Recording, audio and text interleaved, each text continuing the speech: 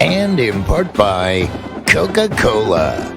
Together, tastes better. Play the game. Yes, sir. Band playing at Clemson out in the rain, undaunted. BYOG, the band bringing its own guts. You know, Dabo in rain games, 9-1 in his career. When it's rained in the game, he's only lost one time, 2009. He doesn't lose very often anyways. Still. I mean, Who did he lose to? TCU.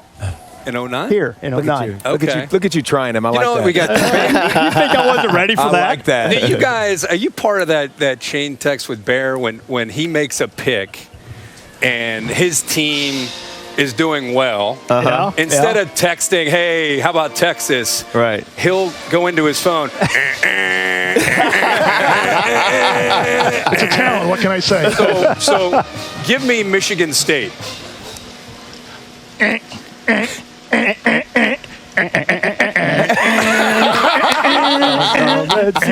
Alrighty then.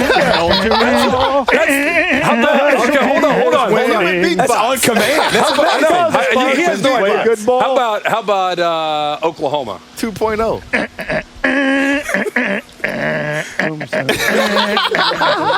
A different version of the human beatbox.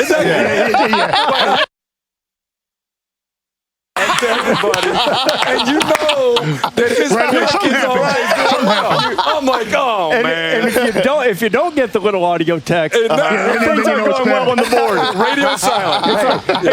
That's how he makes his picks every week now. You text him and ask him, he's going, I don't know, I'm paying attention to the horse races. I haven't been watching football to the French today. Open right now. I've heard that. We might touch on that.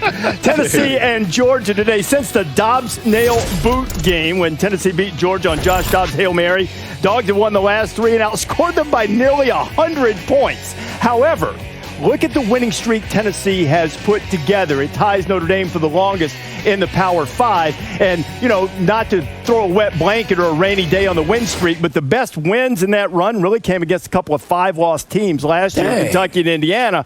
So the question is, how good are they? Can they challenge Georgia? I think the biggest thing is, can Jarrett Garantano play consistently in a game like this? He's been around. He's had some peaks and valleys, obviously, throughout his career. I remember last year he went to Auburn and played incredibly well, and it looked like, okay, this offense maybe's kind of found their way, and then things didn't go well. So, to me, they've got backs. I mean, Gray and Chandler give them a combination. Palmer on the outside. They've got 5 receivers. Offensive line looks like an SEC offensive line.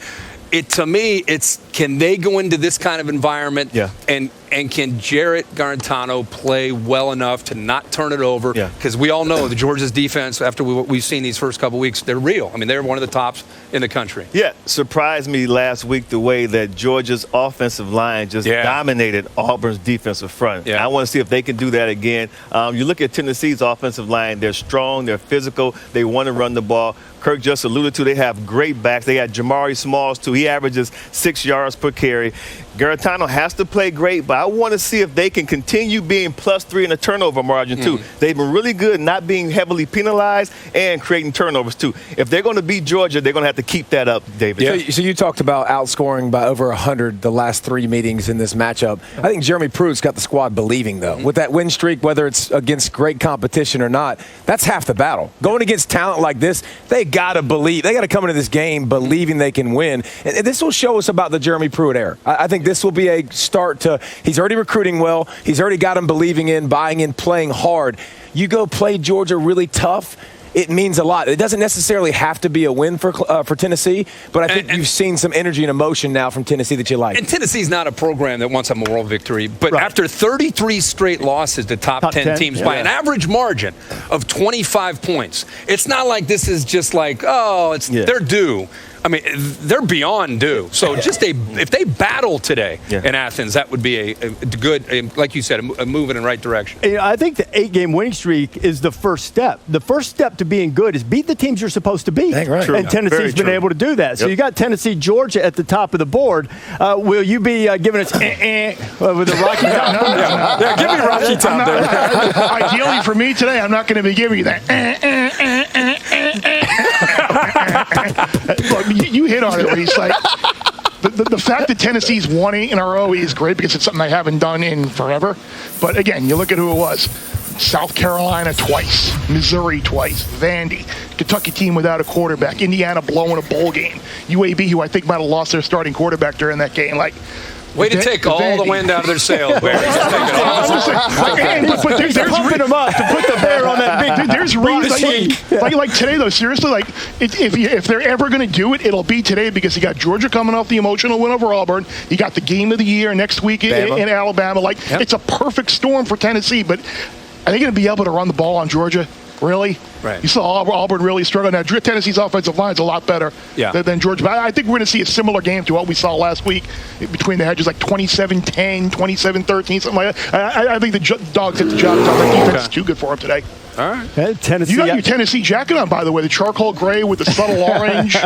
What's their change-up uniform, right? The alternate. Smoky gray. Smoky gray, okay. Yeah, we'll see later in the show who I picked. All right, you got Georgia there. You got Jim Chaney, the offensive coordinator at Tennessee, used to work at Georgia. And the former offensive coordinator at Kentucky brings his team into Lexington. Mike Leach back on the Bluegrass, Mississippi State and Kentucky tonight. And we know Mike Leach has been spinning bean, but they're also turning the ball over a lot. KJ Costello throwing for a lot of yards last week, making a lot of mistakes in this offense. Kylan Hill got banged up a week ago. They need him in some physical run game. Terry Wilson, by the way, on the other side, throwing the football well, running the football really, really well. He needs to continue to take steps for this offense to go to the next level. You know, guys, I think a sneaky game today in the SEC is Arkansas off a big win. Agreed. Going up against Auburn. We know what Auburn did last week. Things did not go well. And Arkansas, meanwhile, knocks off Mike Leach and Mississippi State, and they've got belief in Sam Pittman, what they're doing. The defense last week that Auburn faced was outstanding. I really believe that Arkansas is sneaking around today. They better be careful with the Auburn team. I like that, too. How about LSU versus Missouri? And I tell you what, the Bayou Bengals offense, they were on fire last week. John Emery, the running back, had 103 yards and 1 touchdown. But how about Terrace Marshall and John Trey Kirkland? Both had 2 touchdowns apiece. Connor Bazelak is going to get the start today for Mizzou. He played well. He came in last week. This was supposed to be a late-night game in Baton Rouge. A hurricane had it moved to noon on the SEC network and in Columbia. Missouri, when the new schedules came out, drew Alabama and LSU. Eli Drinkwitz is looking for a win, and you see they're standing behind those impacted by the hurricane. Here's Eli Drinkwitz.